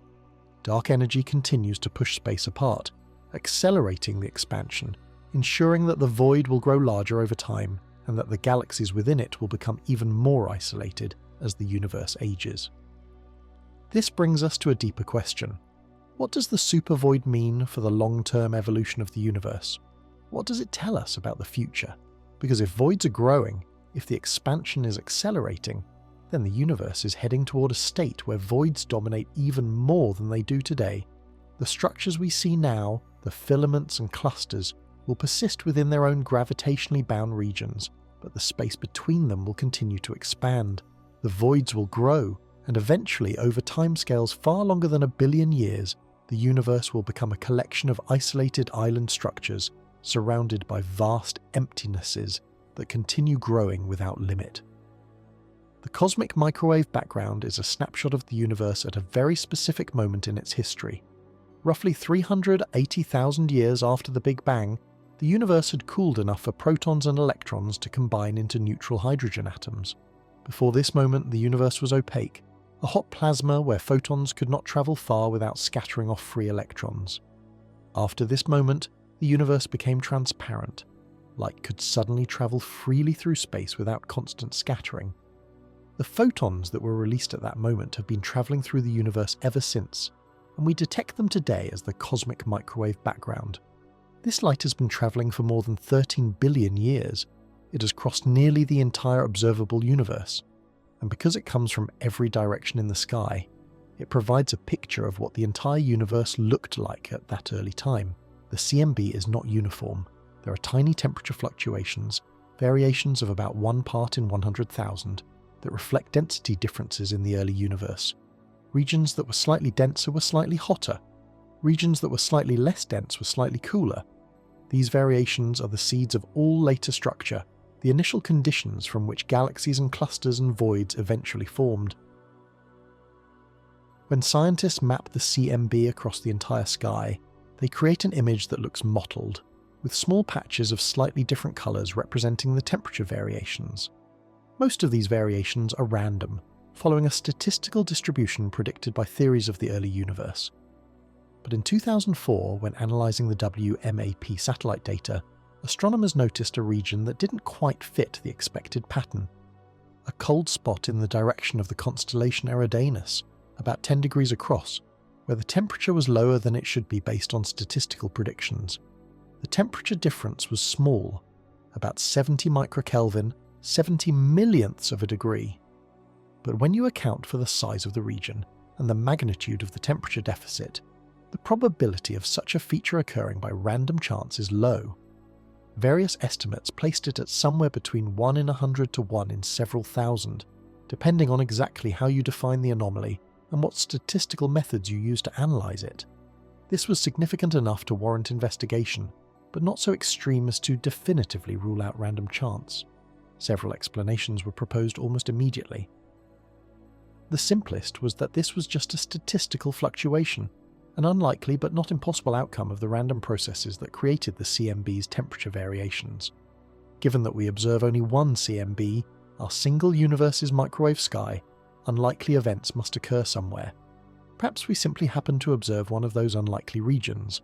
Another explanation involved exotic physics in the early universe. Perhaps the cold spot reflected a collision between our universe and another universe in a multiverse scenario. Perhaps it was a remnant of some symmetry-breaking phase transition. Perhaps it indicated new physics beyond the standard cosmological model. These explanations were speculative, difficult to test, and generally considered less likely than simpler alternatives, but they remained possibilities. The third explanation was the supervoid. If an unusually large underdense region existed between us and the surface of last scattering, the CMB photons passing through it would lose energy due to the integrated Sachs-Wolf effect. This energy loss would appear as a temperature decrease, creating a cold spot in the CMB map. The size and magnitude of the cold spot could then be used to estimate the properties of the hypothetical supervoid, its size, depth, and distance from Earth. Testing this hypothesis required mapping the distribution of galaxies in the direction of the cold spot. If a supervoid existed, galaxy surveys should reveal an underdense region at the appropriate distance. Multiple teams began this work, using different telescopes and survey methods, targeting the relevant patch of sky and measuring redshifts for thousands of galaxies. The results were published over several years, with different groups finding somewhat different structures. This is partly because voids are not simple geometric objects with clear boundaries. They are statistical features, regions where the galaxy density is lower than average, and the exact definition of where a void begins and ends depends on your density threshold and analysis method. But despite these differences in detail, the various surveys generally agreed on the main finding. There was indeed an underdense region in the direction of the cold spot. The structure identified by Istvan Sapudi and collaborators in 2015 was particularly significant. They combined data from multiple surveys to map the three-dimensional distribution of galaxies along the line of sight toward the cold spot. They found a supervoid roughly 1 billion light-years in diameter, centered at a redshift corresponding to a distance of about 3 billion light-years. The void's density deficit was about 20% below the cosmic average, meaning the region contained roughly 80% of the galaxies you would expect in a typical volume of that size. This 20% deficit might seem modest, but when integrated over 1 billion light-years, it produces a measurable effect on the CMB. Calculations suggested that the supervoid could account for a significant fraction of the cold spot's temperature deficit, perhaps somewhere between 10 and 30% depending on the model and assumptions used. Some analyses suggested it could explain even more, other analyses suggested less. The uncertainty arises from the complexity of the integrated Sachs-Wolf effect and the difficulty of precisely modelling how CMB photons interact with large-scale structure.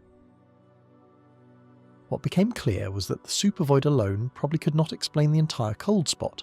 Even accounting for the void's contribution, there remained a residual temperature deficit that needed explanation. This residual could be a statistical fluctuation. It could be a combination of the void and several smaller structures along the same line of sight. It could involve effects not fully captured by current models. The question remains partially open, an active area of research where new data and improved analysis methods continue to refine our understanding. But the existence of the supervoid itself is not in dispute.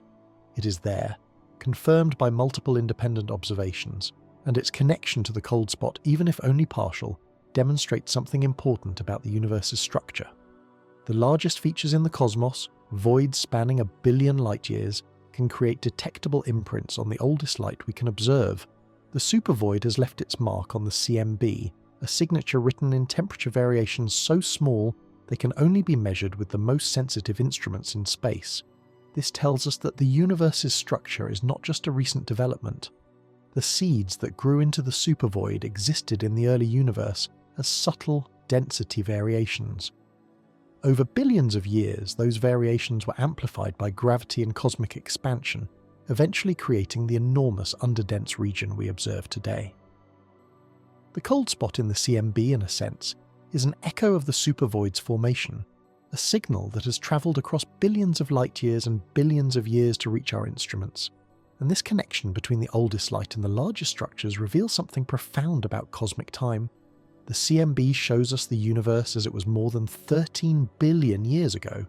The supervoid shows us the universe as it is today, or at least as it was 3 billion years ago when the light we currently observe from that region was emitted.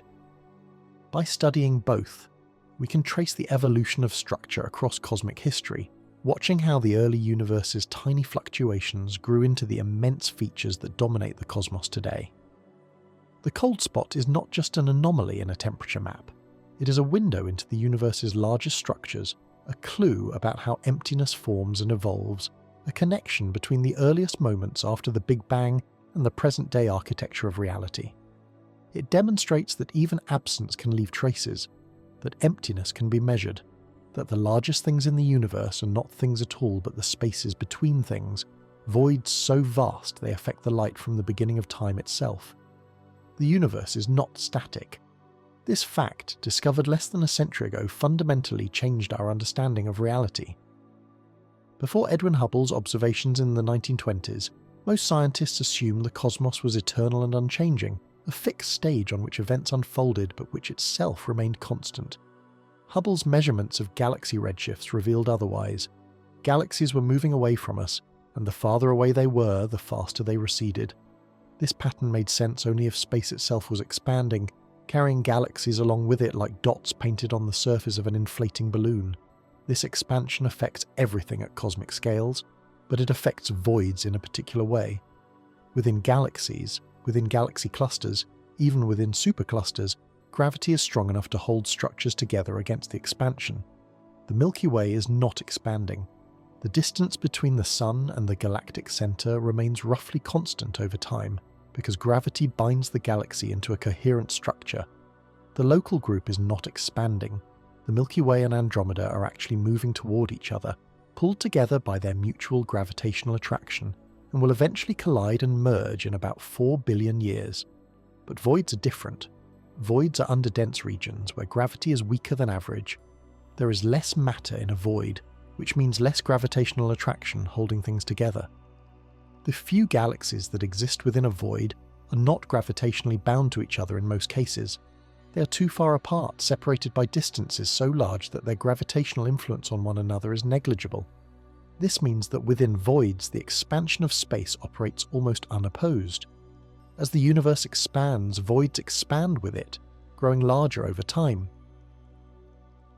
This expansion is not uniform across the universe. In dense regions, in galaxy clusters and along filaments, the expansion is suppressed by gravity. Matter stays clumped together. Galaxies within a cluster orbit their common center of mass rather than flying apart.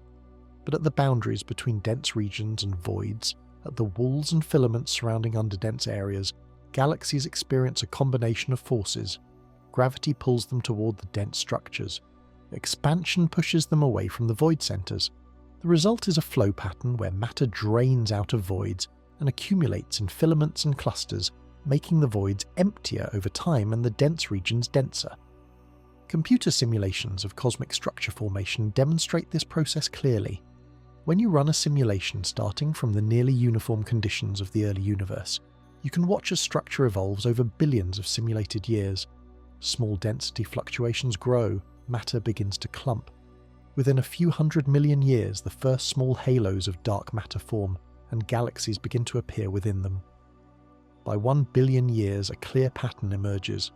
Filaments connecting dense nodes, voids surrounded by these filaments.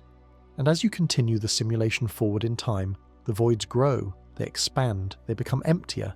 The filaments become thinner and denser. The clusters at the nodes become more massive. This process is ongoing. The voids in today's universe are larger than they were a billion years ago, and they will be larger still a billion years from now. The supervoid we've been discussing, roughly 1 billion light-years across today, was smaller in the past. When the universe was half its current age, that void might have been only 600 or 700 million light-years across. As space expanded, the void expanded with it, and as nearby galaxies responded to the combination of gravitational attraction toward dense regions and the general cosmic expansion, matter continued to flow out of the void, lowering its density even further. This expansion is accelerating. In the late 1990s, observations of distant supernovae revealed that the universe's expansion rate is not constant and not slowing down as many cosmologists had expected. Instead, it's speeding up. Something is driving the expansion to accelerate, and we call that something dark energy. We don't know what dark energy actually is. We don't know its fundamental nature or why it has the properties it does, but we can measure its effects, and those effects are profound. Dark energy acts like a repulsive force distributed throughout space. It doesn't clump like matter. It doesn't dilute as the universe expands the way matter and radiation do. Its density remains roughly constant, which means that as the universe grows larger, the total amount of dark energy increases. And as dark energy's influence grows relative to matter, the expansion accelerates. This acceleration began relatively recently in cosmic history, only a few billion years ago, when the universe had expanded enough that dark energy began to dominate over matter's gravitational pull. The effect on voids is dramatic. In a decelerating universe where gravity was gradually slowing the expansion, voids would still grow but at a decreasing rate. Matter would continue to drain out of them, but the process would slow over time. In an accelerating universe, the opposite happens. The expansion speeds up. Voids grow faster. the rate at which matter drains out of underdense regions increases because the expansion itself is becoming more vigorous. This has implications for the future structure of the universe. Right now, we observe a cosmic web of filaments and voids, with matter distributed in a complex pattern across billions of light years. But this pattern is not stable. It's evolving, and it's evolving in a direction that favors emptiness. As dark energy continues to drive accelerated expansion, voids will grow larger. The distances between filaments will increase. Galaxy clusters will remain bound together by their own gravity, but the space between clusters will expand. Eventually, over tens or hundreds of billions of years, the cosmic web will stretch to the point where most of the observable universe from any given location will be empty. Galaxies within gravitationally bound structures, within clusters or groups, will remain together. The Milky Way and Andromeda will merge, eventually forming a single large elliptical galaxy. The local group will coalesce into one structure, but the space between this structure and the next nearest cluster will grow. The Virgo cluster, currently about 50 million light-years away, will recede as the space between us expands. Other clusters, other groups, will move farther away, and the voids between these structures will dominate more and more of the universe's volume. In the very distant future, trillions of years from now, an observer in a galaxy within a bound cluster would see a very different sky than we see today.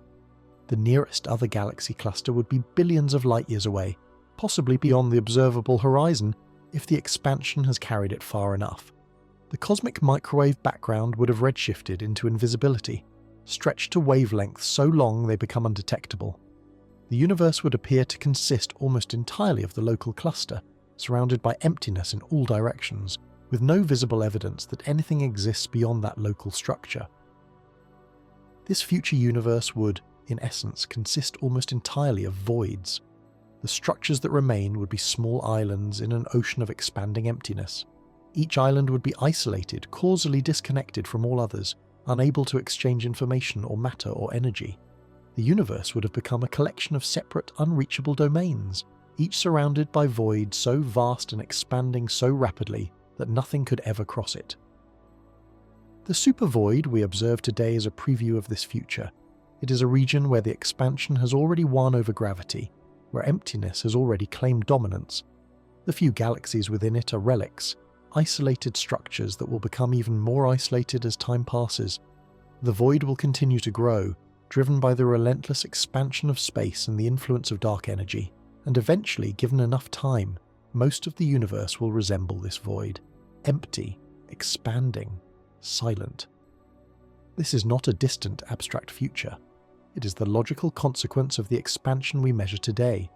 The universe is heading toward a state of maximal emptiness, where the voids are not exceptional features but the defining characteristic of reality. The structures we care about, the galaxies and stars and planets, will persist within their gravitationally bound regions, but they will occupy an ever-shrinking fraction of the total volume. The universe's story is in large part a story of increasing emptiness, of space winning over matter, of voids growing until they encompass almost everything. There is a horizon in the universe, not a physical boundary but a limit to what we can ever observe. Light from objects beyond a certain distance will never reach us, not because something blocks it, but because the space between us and those objects is expanding faster than light can cross it. This horizon, called the cosmological event horizon, defines the edge of our observable universe. Anything beyond it is forever inaccessible, not just now but for all future time. The expansion of space ensures that we'll never receive light from those regions, never gather information about what exists there, never make contact in any form. This horizon is not fixed. In a decelerating universe, it would expand over time, allowing us to see farther and farther as light from increasingly distant regions finally reached us. But in an accelerating universe, the opposite occurs. The horizon shrinks. Regions that are currently observable will eventually disappear beyond the horizon as the expansion carries them away faster than light can travel toward us. Galaxies we can see today will fade from view, redshifted into invisibility, their light stretched to wavelengths so long that no detector could capture them. This process is already underway. The most distant galaxies we can currently observe are receding from us at velocities that approach the speed of light. Their light is severely redshifted, shifted from the visible spectrum into the infrared and beyond. These galaxies appear to us as they were more than 13 billion years ago, when the universe was young and they were much closer to our location. But the space between us and them has expanded enormously since that light was emitted.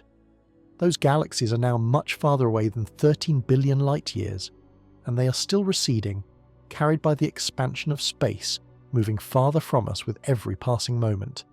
Eventually, the light from these galaxies will become so redshifted that it will be undetectable. They will slip beyond our observational horizon, not because they have been destroyed, but because the expansion has carried them too far away for their light to ever reach us again. The observable universe will shrink, fewer galaxies will be visible, the sky will grow darker, and this process will continue, gradually erasing more and more of the cosmos from view, until only the gravitationally bound local structures remain observable. For voids, this means something even more profound. As the universe expands and accelerates, voids grow. The supervoid we've been discussing will become larger.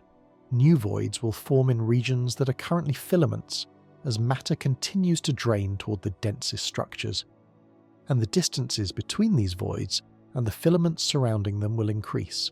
Eventually, a galaxy located within a void will find itself in extreme isolation, surrounded by emptiness that is not just vast but also expanding, ensuring that the isolation becomes permanent.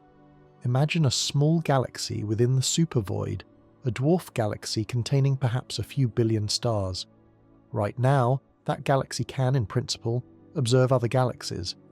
The nearest large galaxy might be hundreds of millions of light years away, but it is observable. Light from that distant galaxy can still reach the dwarf galaxy within the void. But as the expansion continues, as the void grows and the acceleration persists, that distant galaxy will recede. Its light will become more and more redshifted, and eventually it will disappear beyond the horizon. The dwarf galaxy within the void will then find itself alone, not just isolated by distance, but isolated by the structure of space-time itself. The expansion will have carried every other observable structure beyond its horizon. The sky, when viewed from that galaxy, will be almost completely dark. No other galaxies, no cosmic web, no filaments or clusters, just the local galaxy, its stars, and an empty universe stretching infinitely in all directions. Intelligent beings living in such a galaxy, if any could exist or arise there, would have no evidence that the universe contains anything beyond their own galaxy. They would observe their stars, their planets, perhaps other structures within their galaxy, but nothing beyond. They would measure the expansion of space through the redshift of light within their own galaxy if they were sophisticated enough, but they would have no way to observe the cosmic web, no way to infer the existence of other galaxies, no way to reconstruct the history of cosmic structure formation. Their cosmology would be fundamentally incomplete, not because of any lack of scientific ability, but because the universe's expansion has erased the evidence. This is not a hypothetical scenario confined to voids. It applies to all gravitationally bound structures in the far future. Even galaxies currently located in dense regions, in clusters and superclusters, will eventually find themselves isolated. The clusters themselves will remain bound, held together by gravity, but the space between clusters will expand. Each cluster will recede from every other cluster. The cosmic web will dissolve as the filaments are stretched beyond observability, and eventually, over hundreds of billions of years, every gravitationally bound structure will become an island universe, surrounded by an expanding void with nothing else visible beyond its shores. This future isolation has profound implications. It means that the universe we observe today, with its rich structure of galaxies and clusters and voids, is a temporary configuration. The cosmic web is not a permanent feature. It is a phase in the universe's evolution, a pattern that emerged from the early universe's density fluctuations and will eventually dissolve as the expansion carries structures too far apart to remain in causal contact. The universe is transitioning from a state where matter is distributed in a complex web-like pattern to a state where gravitationally bound islands are separated by ever-growing voids. And within those voids, within the expanding emptiness that will come to dominate the universe, almost nothing will happen. There will be no star formation because there is almost no gas. There will be no galaxy collisions because there are almost no galaxies. There will be no supernova, no black hole mergers, no dramatic events of any kind. The voids will be regions of cosmic stasis, vast volumes of space-time, where the only significant process is the expansion itself, stretching space, diluting the already minimal density of matter, making the emptiness even more profound. This is the ultimate fate suggested by current cosmology. A universe dominated by voids, structures isolated beyond the reach of observation or interaction, an accelerating expansion that ensures this isolation becomes permanent. The largest things in the universe, the voids, will grow until they encompass almost everything, leaving behind only small pockets of matter adrift in an ocean of expanding emptiness. The supervoid we observe today is, in this sense, a glimpse of the universe's future. It shows us what happens when expansion and gravity reach an equilibrium where expansion wins. It shows us a region where the cosmic web has already failed to form, where matter has already drained away, where the emptiness has already established dominance. And as the universe ages, as dark energy continues to drive acceleration, as the expansion persists over timescales that dwarf the current age of the cosmos, more and more of the universe will come to resemble this supervoid. The future is not a vibrant cosmos filled with activity and interaction. The future is silence, darkness, isolation, vast expanding voids separated by unimaginable distances. And within those voids, nothing but the slow, inexorable stretching of space, continuing forever, growing emptier with each passing eon, until the concept of empty itself loses meaning because there is nothing left to contrast it with. No dense regions to define it against, only void all the way down, void extending in every direction, void as the fundamental state of everything that exists. Emptiness is not the absence of something, it is a thing itself. This is what you understand now, after following the expansion outward from human scale to cosmic scale, from the familiar to the incomprehensible. The supervoid is not just a gap in the distribution of galaxies, it is a fundamental feature of the universe, a billion light-years of space where matter has drained away and expansion has claimed dominance. It is the largest structure we have found, and it is made of almost nothing. When you started, emptiness seemed simple, a room with no furniture, a field with no buildings, a street with no people. But cosmic emptiness is different. It is not waiting to be filled. It is not a temporary absence. It is a permanent condition, a region of space-time where the universe has organized itself in such a way that matter is rare and distance is extreme. The void exists because this is what the universe does when left to its own processes. Gravity pulls matter together in some regions, leaving other regions increasingly empty. Expansion stretches those empty regions further. The combination creates voids, and the largest of these voids is so vast that it affects the oldest light we can observe. 1 billion light years. You cannot feel this distance, you cannot walk it or drive it or even imagine crossing it in any meaningful way. But you can understand what it represents. It represents time as much as space. 1 billion years for light to cross from one side to the other. 1 billion years during which almost nothing happens, no stars form, no galaxies collide, no drama unfolds.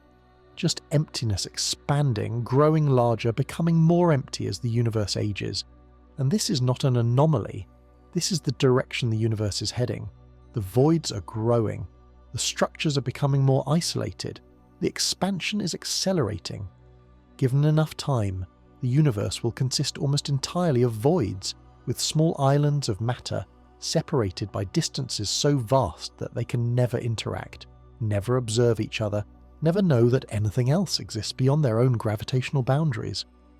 You're not living in that future.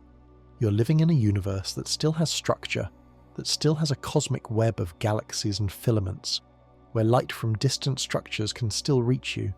But the supervoid shows you what is coming. It shows you that emptiness is not just a feature of the universe, but its destiny, the state toward which everything is evolving.